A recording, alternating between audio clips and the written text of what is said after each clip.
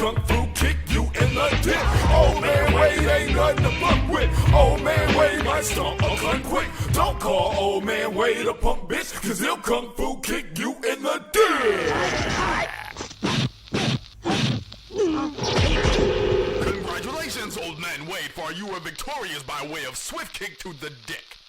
And welcome to the Old Man Wade Show. I am your host, the God of Stub and the Lord of Laughter, Old Man Wade. And I'm sitting here with my lovely wife, with her normal enthusiasm as always. And we got someone else from across the border, which is like, just a little farther off. Why don't you tell everyone who you are? Oh, hey, it's Patsy the Angry Nerd. You can call me Patrick Rayho. You can call me lots of things. Just try not to, be too mean, because I'm very sensitive. But I am from the Throwdown Thursday podcast, as well as the Shark Bites podcast on the Dorkening Network. And I am very happy to be recording with Old Man Wade and Young Lady Maria today. So this was impromptu. I just finished watching Hamilton. And let me just say this. I didn't want to watch it. I'll be completely honest about it. I did not want to watch this movie at all. I didn't care about it. I was like, fuck American history. I don't like hip-hop in my musicals. I don't want to watch it. So I'm not going to. Me being the God of Stubborn that I am, this is just how it is. So we cut it on. And within the first, I want to say 2 minutes, I paused the movie, ran and grabbed my notepad and started taking notes. It was absolutely glorious. I don't know if there are enough positive adjectives to talk about how great Hamilton was. And I'm one of those people who hates things that are overhyped, and the overhype was worth it. Yeah, I totally agree. Like, my wife, who unfortunately was not able to join us, Ashes, she kept talking about it. I'm like, oh, I heard it's so great. I haven't, heard anything. Like, I don't really know much about it. But I'm like, oh, it's coming to Disney. She's like, yeah, I already know. And, like, we're watching it. Like, that's what we're doing. And I'm the same as you. Like, I wasn't sure what to expect, and I knew it was overhyped, and I try not to get on the hype train with a lot of stuff. But, 2 minutes in, I was like, holy shit, this is amazing. Mm. And she's like, just wait. You don't even know. And I was like, no, I don't. Has she seen it before?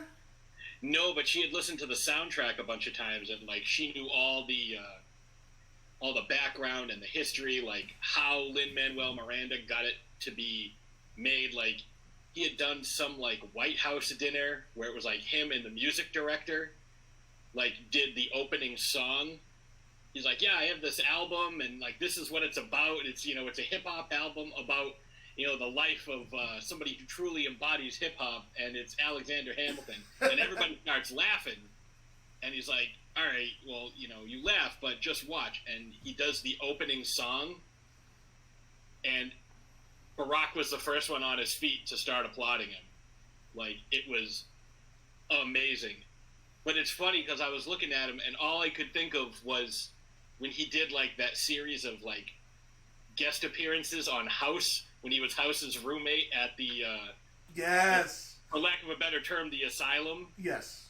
And, like, they did the talent show, and he's like, I'm gonna rap. And he's like, yeah, okay, whatever. Yep. And... because he had the same haircut and the same mannerisms. It was a lot of fun. Like,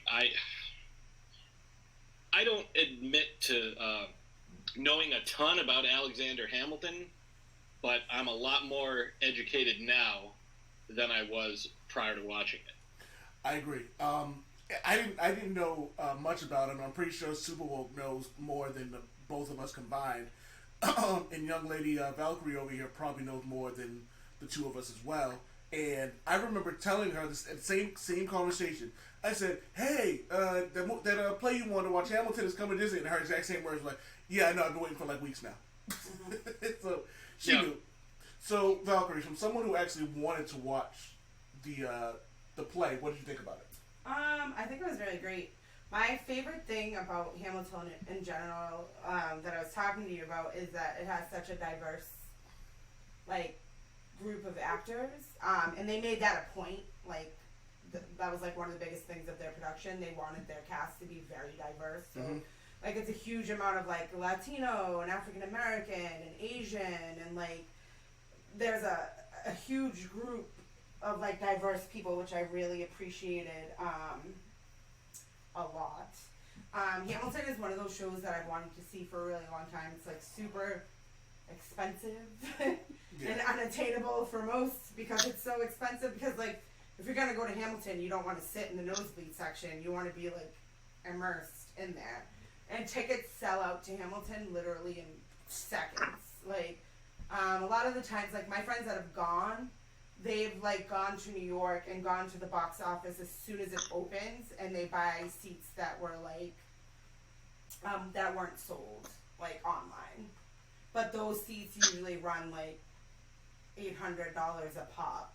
Yeah, and our buddy Justin Cooper went, and he was saying he was happy that I got a chance to see it, and I feel like I saw a status of him talking about seeing it and how amazing it was a while ago. But he was just saying, he said to me like, I'm glad you're getting an opportunity to see it. I'm actually glad I got an opportunity to see it. So much so that me and Valkyrie were talking about that. Like we can't wait to like we'll spend the money to go see it. Like you know what I mean. If we know it's coming up, it's like all right, overtime it is because I feel like I need to be present. Yes, present with all that energy, not just the audience, but the performers. Like I felt myself being in tears a few times on like with how beautiful this play was. Like I couldn't, like I'm a writer and like there were times where like I couldn't come up with the words for how much, like how ecstatic I was with everything that I was seeing. Yeah, you could really feel the passion and the emotion, like that. Every performer had, like they were putting into their performance.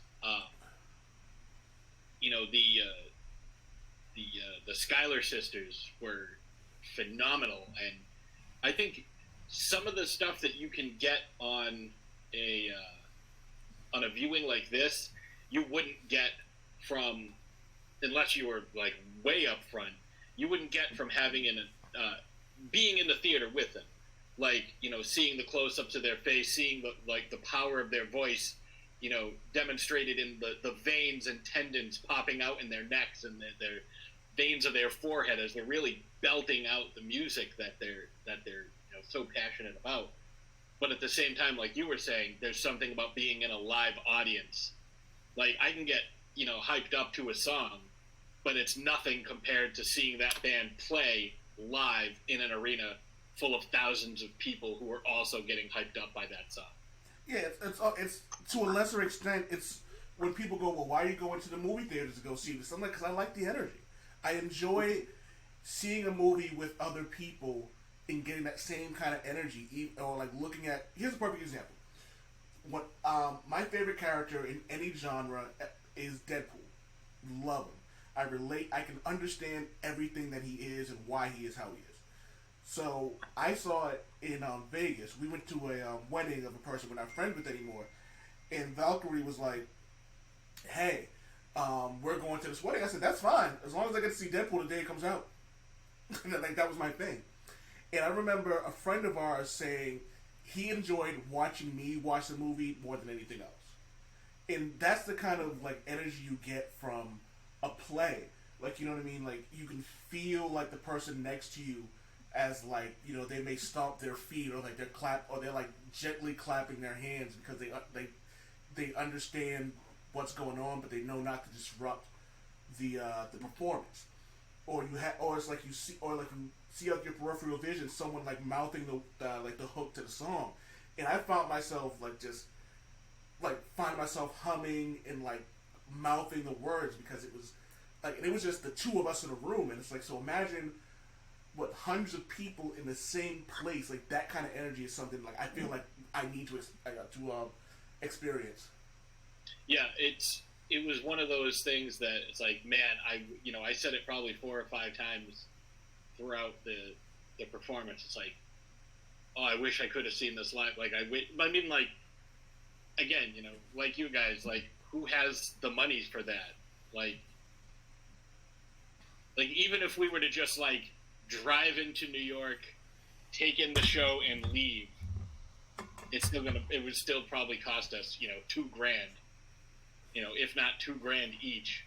Oh yeah, was, and which is kind of why, like, I love the fact that there were so many people that got the opportunity to see this, but like everybody who got to see it was like ultra rich. It was almost like, you know, watching a doomsday movie where like only like the super rich people get onto the lifeboats.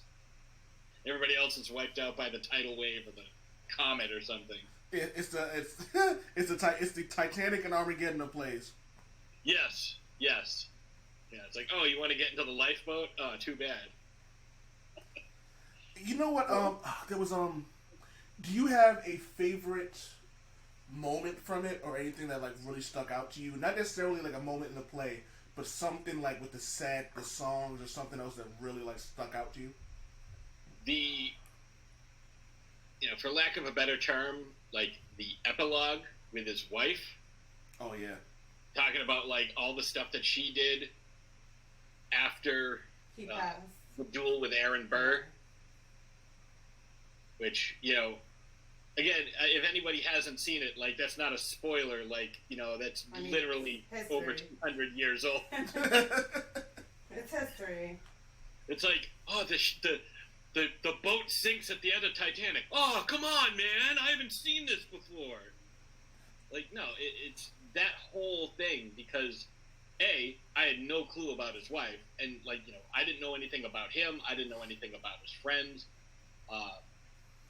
I didn't know he had such, like, a huge feud with Madison and Jefferson. Like, I didn't know what led up to the duel. I just knew that he was on the $10 bill, and, like, and that he had something to do with the Treasury. And, like, that's about it. I had no idea he fought.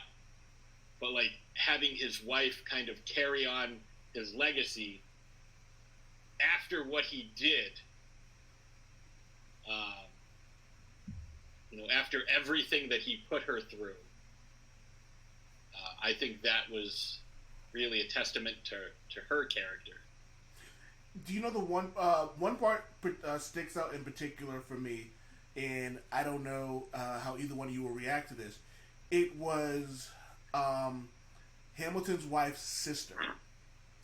The way like she sung and spoke about Hamilton, but took a step back because it was like because she knew that it would ruin him, it would ruin her sister. Yeah, like, you know what I mean? It was, ruin her sister. It wasn't about him, it was about her sister. And like how it was like going to destroy her if she did that. And she would say like, no, I get it, I understand, and I'm okay with it, but she knew that it wouldn't be okay. And then there was a song at the end of it when they discussed something, as a writer, and something you know, it's like something as simple as a comma can make such a difference. And that song about just dearest, comma, I was like, I get that. Like, and it was something that was really dope to me. It was there's a lot of really little things in this play, but on a bigger note, just their relationship, how it wasn't really highlighted, but when it was brought up, there was a lot of emotion that went into that song, and she had such a powerful fucking voice. Yeah, that's what I was talking about earlier with, like, you know, seeing, like, all the tendons and everything as she's, like, belting out these like, you know, really powerful, you know, different notes and like, really putting the emotion behind it. Like, you see, you know, like a bodybuilder, you know, he gets all vascular when he works out a lot. You could see, like, the work that she's put into her voice and cultivating that specific sound and tone and power that she projected. It was just, yeah, I know exactly which one you're talking about. Like that was a great scene. I liked the fact that really the only two white guys that were in the play were the bad guys. Like, because that's not something you get to see very often. You know, you have King George, who was hilarious. Yes. Yeah.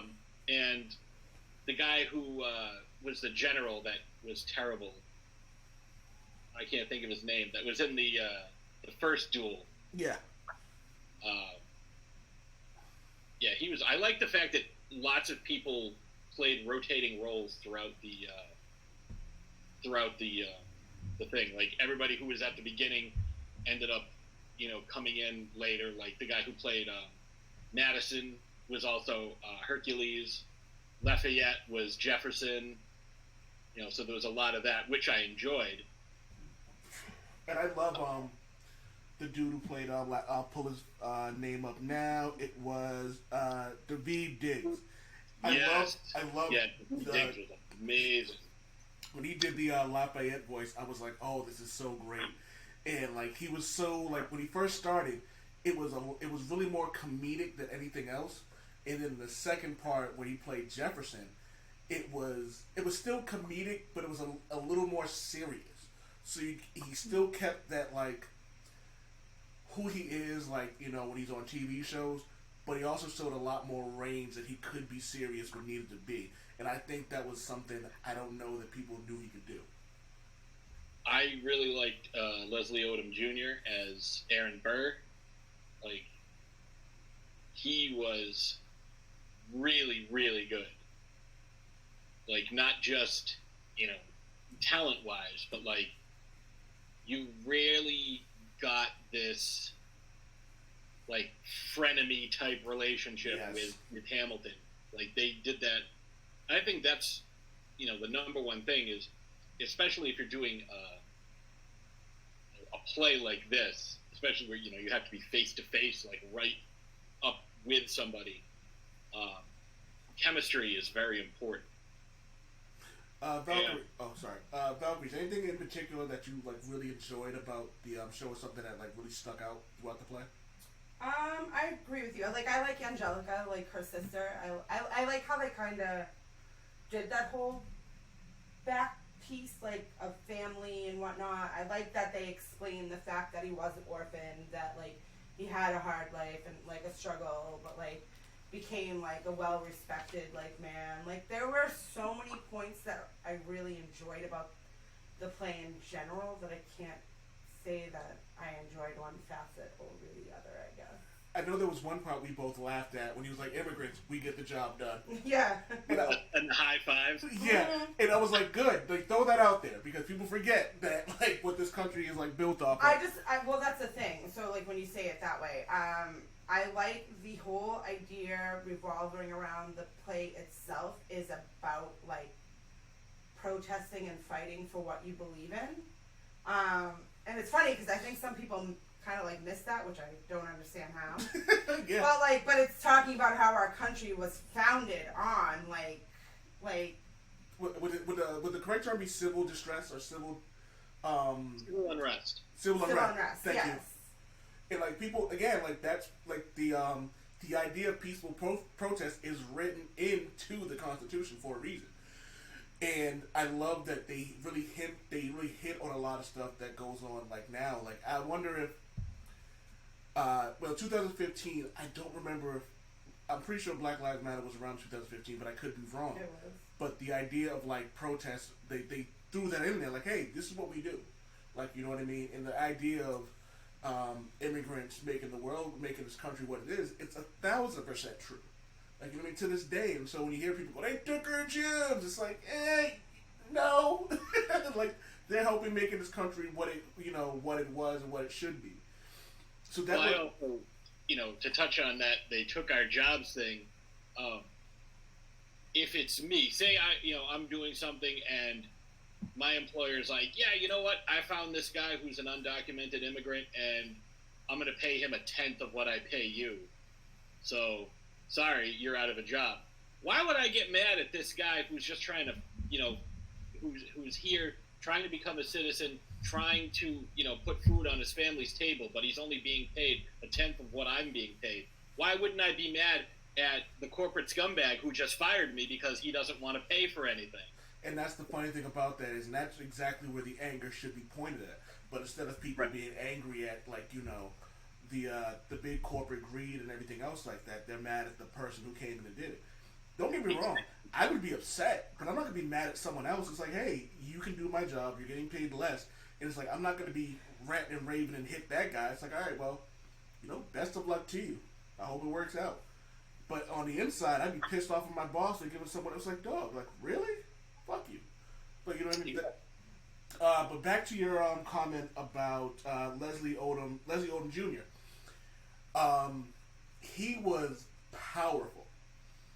Like the show is called Hamilton. Hamilton is a star, but I think he had a bigger presence than what's the gentleman's name? I don't want to make Lin-Manuel Miranda. I don't know what it was about Odom Jr., but he kind of like stepped in. There were times where he wasn't even singing and he was just part of the background, and you kind of just knew he was there. Like, you know what I mean? And then when he spoke, you're like, you remember those old Looney Tune cartoons when Frank Sinatra would start singing? They were like, "Oh, Frankie," like, Yeah. like it was like, "Oh, Aaron Burr," like, you know what I mean? Like, he was just really good at what he did, and it was the best way I can describe it. And I posted this on Facebook. It was beautiful perfection. Yeah. I can't find a flaw in that. And trust me, I was trying to look at this, and I was objective because I didn't want to watch this. I was like, I'm going to drink, and I'm going to write, and I don't really give a shit.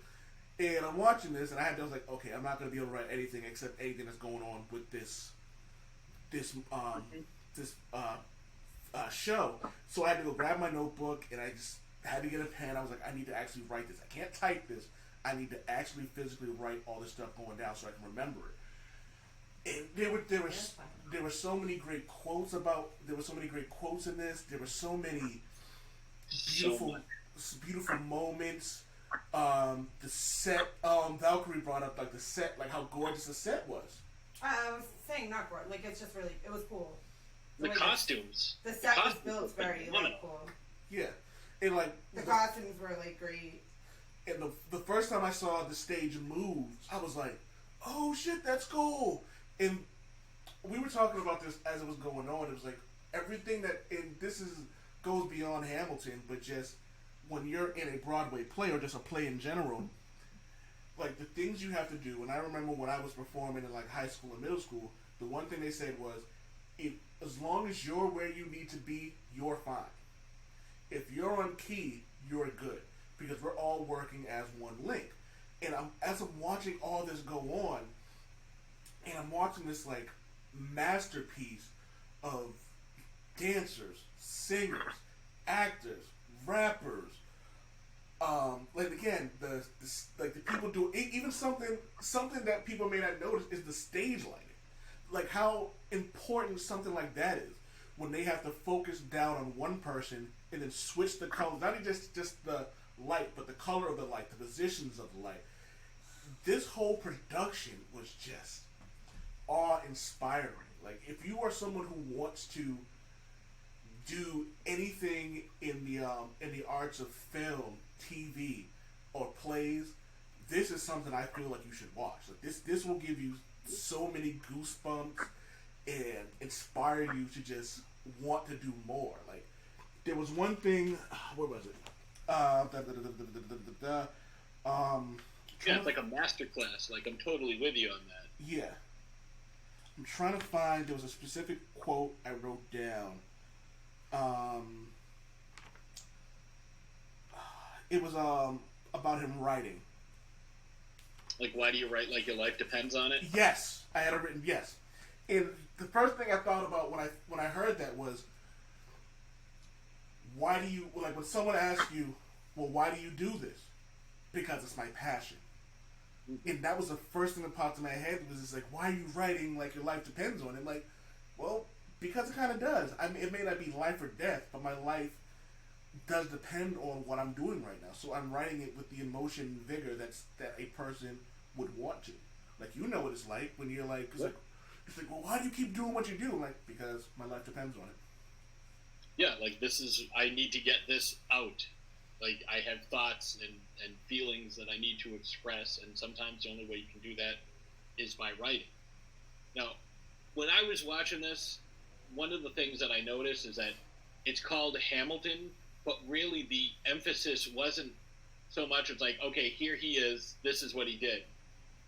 But it was so much more about, these are the people around him who made him who he is.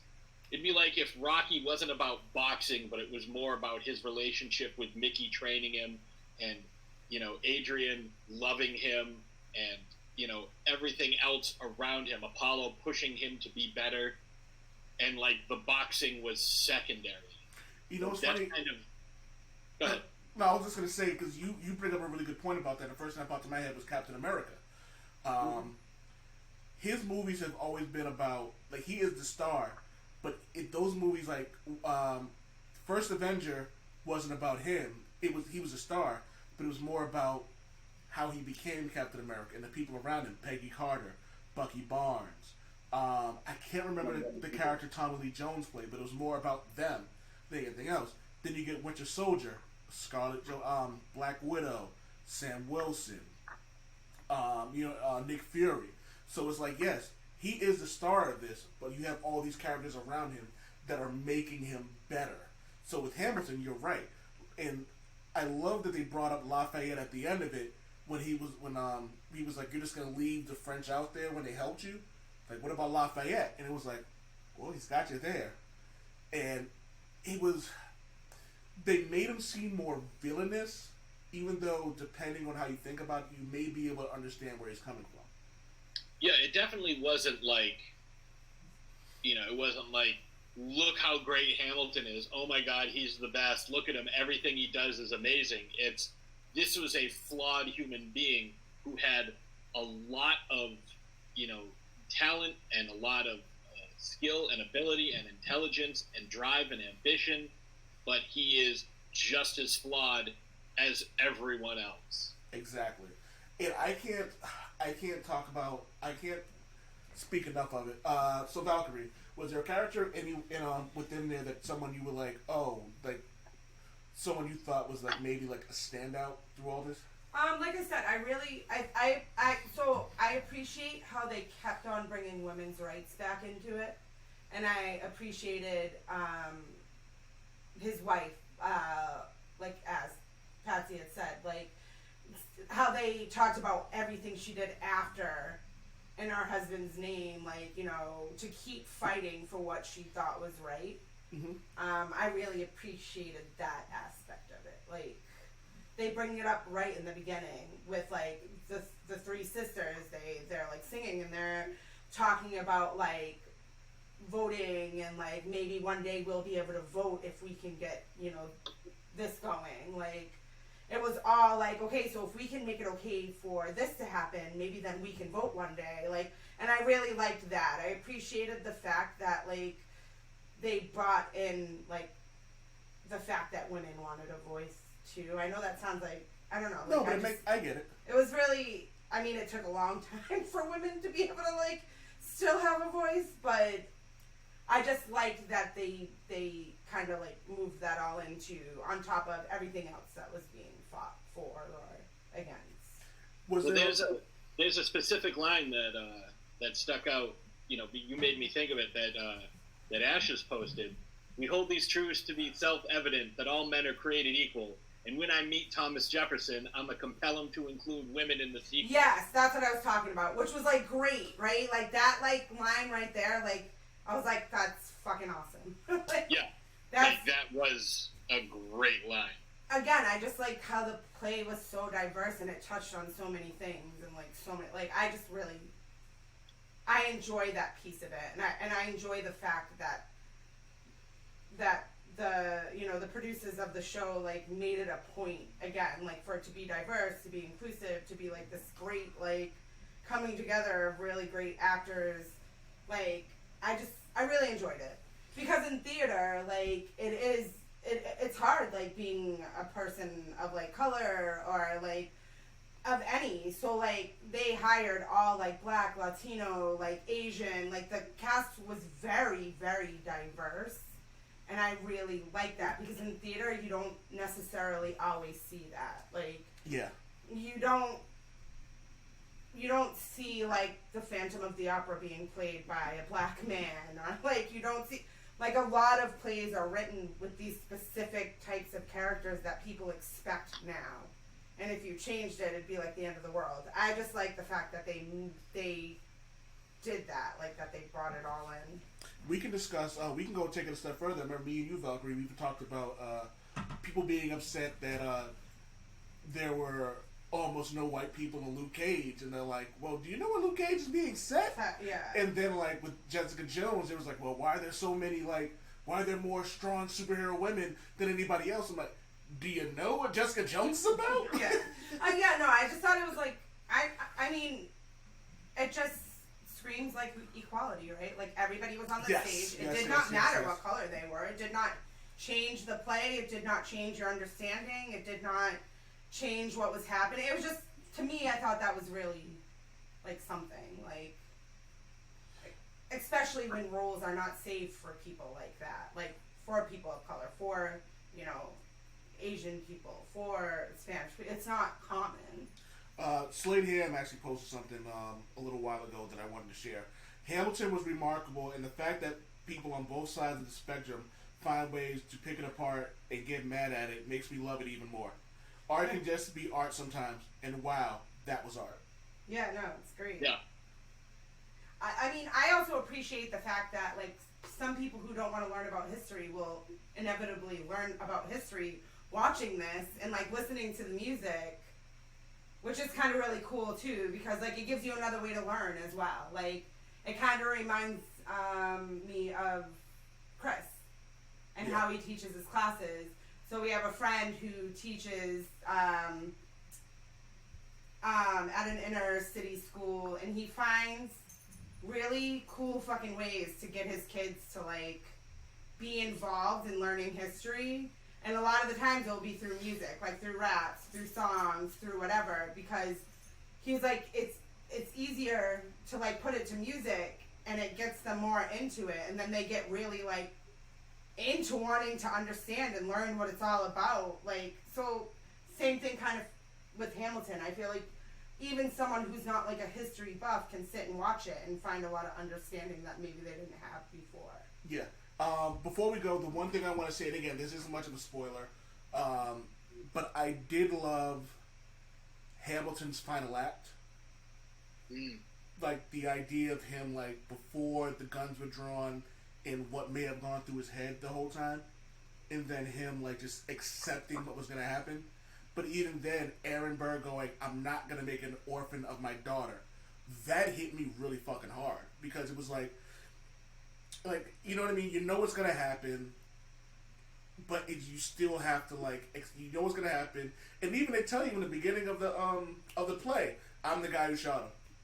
You know what I mean? So it's not a spoiler. Well, I mean, again, it happened like 200 years ago. Like, if you don't know that, it's your fault. Yeah. So we actually got past the 30-minute mark, and I apologize. So I have two questions for you, Patsy. First one, if you had to recommend one movie and one comic book to somebody, what would it be? Oh man. Well, you know, I'm a huge fan of independent films, and I would actually recommend one director to people, and I steered you towards one of his films earlier today. He is the writer and director S. Craig Zahler. He wrote and directed Bone Tomahawk, and then followed that up. That's like a Western, and his next two movies are kind of like, you know, true crime, like dramatizations. Brawl in Cell Block 99 and Dragged Across Concrete. Okay. That's what I would recommend, because not only does it really illustrate how good of an actor Vince Vaughn can be, which I was kind of surprised at, but they're amazing stories. It's well written, well directed, and like none of these things have gone to theater. Like, you can pick them up at Walmart, like they go direct to video. Yeah. And this guy, I would love to see him tackle like a major property, because he's phenomenal. And one comic book, that's tough. I would have to say. That's a difficult one for it. You know what's funny? I thought that would be the easier of the two. No, like, that's tougher. Like, movies are easier because, you know, I try to find some under the radar stuff, and I'm looking at like 50 things that most of your listeners haven't even heard of, just strewn around my room. I'm gonna say if you haven't read it yet, the Thanos Quest, where he collects all of the Infinity Gems and how he does it, to give you an idea of how deep of a character he really is.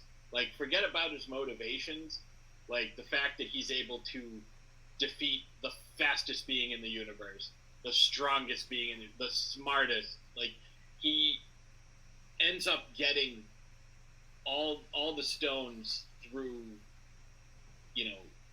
his use of his powers combined with his phenomenal intellect, which I think is just a really good background for people who, kind of didn't like the way the character got portrayed maybe in Endgame. Yeah. Check out the Thanos Quest. I think it's more than one comic, but you can get the collection. No, I dig it though. I'll give one comic book. I'm gonna go with Invincible, which I talk about. I talk about all the time. Me and Super Woke will be doing a episode of that for CCBN really soon. The Culture Comic Book News podcast for Black Rabbit, BlackRabbit.com, which you have actually written for as well when you did the weekly Game of Thrones recap and predictions. Yep. If I was going to talk about a movie, the cheap way would be to go V for Vendetta, because I think that's one of the greatest comic book movies of all time. But I'm going to go with a sleeper called The Losers. I'm unfamiliar with that. You've never seen The Losers? Chris Evans, Idris Elba, the dude who played the dude with the bat in Walking Dead. Oh, Jeffrey Dean Morgan. Yes, it's an old movie. Zoe Saldana's in it. It's fun. It's not a good movie, but it's super fun. Valkyrie, if you had to suggest one movie for people to watch on any genre, what would it be? Just a movie that you love in general. I don't know. Because you put me. You just threw me on the spot. Because you've put me on to a bunch of movies. You put me on to Casino. You put me on to Pulp. You made me rewatch Pulp Fiction, Across the Universe. That movie with Robin Williams with the dude with the Juilliards. You put me on to a lot of movies, so I figured if anyone, you would have a great opinion on that. I know, I'm really not good though. What's it? Oh, you know what? We'll talk about that one. The one with Robin Williams. I don't know what movie. The one I cried at the end of. You said every guy who watches this cries at the end of it. Where one kid ended up with Robin Williams who had a bunch of kids who were musicians, and the mother and the father ended up meeting at his concert. And they held hands. I was I don't remember what the name of that movie is. To be honest with I thought you knew. No. Huh? Not Dead Poets Society. No, it was August Rush or something. It was some stupid movie. I wouldn't call that my favorite movie. No, not your favorite movie. This is a movie you'd like. I wouldn't even endorse that movie. Though. Really? I mean, you do. Because you cried, but... And actually, it's called August Rush. You actually had it right. It is called August Rush. That would not be my movie of choice. White Oleander? Maybe. I fucking love that. White Oleander was a great movie. And Michelle Pfeiffer's awesome in everything she did. Yeah, no, I loved White Oleander. I loved, V for Vendetta is probably, one of my really favorite all-time movies. Yeah. Very, very topical right now, too. If you rewatch it and see kind of the rise to power, it's very... Oh, it's so similar, yeah. Yeah, because we just did that a few weeks ago. Oh, you rewatched it? Oh, yeah, they do. So, yeah, we did a show on it, too. Oh. So the very first time that I saw that movie, I went to the movie theaters with my best friend. And the only way to describe it, because I didn't know it was a graphic novel. I had no idea. I was just going with my friend because he wanted to go see it. And he happened to be into comic books and graphic novels and stuff like that. I literally felt like a child walking into Disney. Like the whole movie. It just made me You know what's the funny? whole thing was so because his name's good. Patrick too. Yeah, my best friend's name is Pat. And he was saying that too. He was it's funny, seeing your reaction to it was almost as cool as seeing the movie for him. Because, like, I literally had no background, no knowledge of, like, what it was supposed to be or not be. So, like that movie definitely is, like, probably in my top 5. Yeah. It's funny because I almost said V Vendetta, but I went with something else. But it's funny that you bring it up. Yeah. Because it's one of our favorite movies. All right, so before we go, Patsy, tell everyone where they can find you. Tell them about both podcasts. Tell them about both Facebook pages, please. Well, right before I do that, I do have to ask you one question. What's up? Have you watched the Watchmen TV show yet? No. Oh, God, yes. Odin's Eye, yes. Amazing. It's funny. I did one review for CCBN, and I did another one for the Old Man Wade show. And on both shows, all the guys couldn't stop talking about Dr. Manhattan's Not So Little Watchmen. Yeah. It's his second hand. yeah. But I loved. We could. Oh God, I could do another whole like hour on how great that fucking show was, man. The symbolism in that show, there's so like the fact that like strong women were the norm. You pointed that out to me. Well, and the whole cast is like black. You don't really see a white person. You're watching it and you're like, there's like a few here and there, and I'm like, do you realize the whole cast is like of color? And Mark was like, oh shit, I didn't notice that, and I was like, there's so much symbolism. That show for me, I like because I catch a lot of things that a lot of people don't. She does. Like the fact that she was in blackface, but her father did whiteface. Like that, like her grandfather did whiteface. Like the fact, like there's so much in that show that I love. Like I would watch that 10 times over. Yeah, it's so goddamn It was so good. And again, if we're talking about perfect shows, when people bring up comic book programs, if you don't bring up Watchmen within the first 2 or 3, like you need to. Like I feel like yeah, sure, Agents of S.H.I.E.L.D. is great. I personally think Daredevil is the greatest comic book TV show ever done, but that's only because it went 3 straight seasons. But in terms of pure perfection and flawlessness, I don't know if anything beats Watchmen. Well, I'll Yeah. watch. As far as shows, Yeah. no licking. You could have paused it. Yeah. Add the aesthetics. Anything that beats that, The Wire was. No, we're talking about comic book Comic book show. No, nothing beats it. Comic book show wise. Only thing I think that comes close is Daredevil. Yeah. Possibly, but I think Watchmen beats that. Yeah. Like Punisher was really good too. Punisher was really good.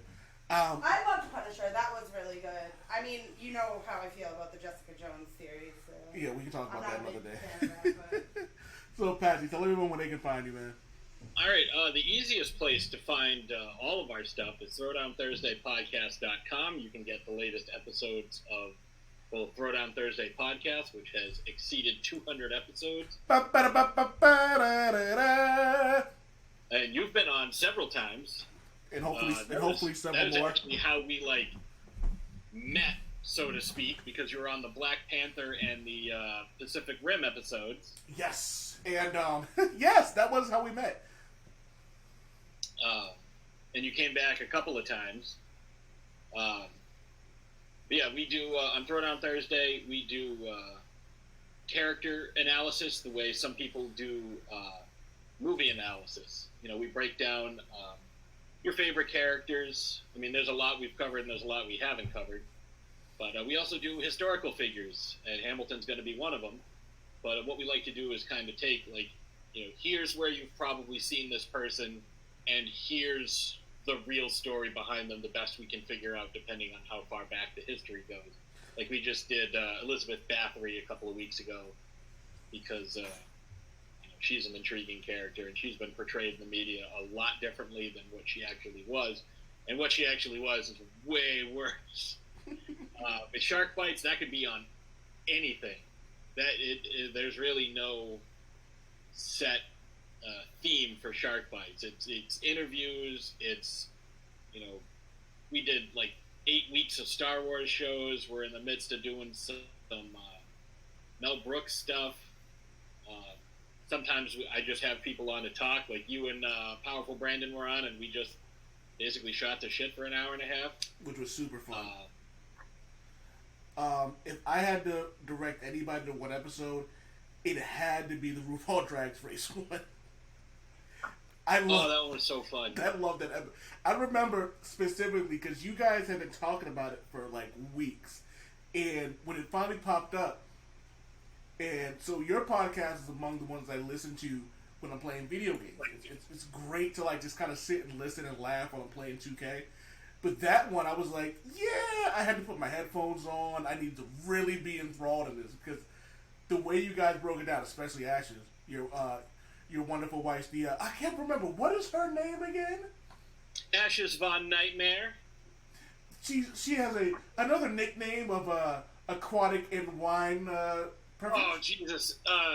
She actually has she has more nicknames than Apollo in Rocky IV. Let's see. She is the Baroness of Bordeaux, the Countess of Cabernet, the Mistress of Merlot, the Real Housewife of Transylvania, the Michael Phelps of wine, the Queen of the Monsters.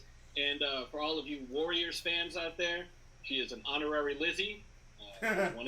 One of the Lizzies took her under her wing during a convention and said, "You are now an honorary Lizzie."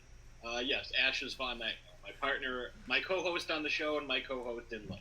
Yeah, so I want to make sure we shout her out because you guys, in general, like as a tandem, as individuals, you guys are awesome. You support me, you support the people you love, and you support the people who are close to you. So I want to make sure I get that out there. So yeah, this has been the Old Man Wade Show. I want to thank you. We're doing this impromptu 46 minute. That was only supposed to be 30. Whatever. All right, Valkyrie, you got anything to say? No. You got any party words for us, Patsy? Wash your hands, wear your mask, and be safe. I have one. Be kind. Please rewind. Damn it, Wade!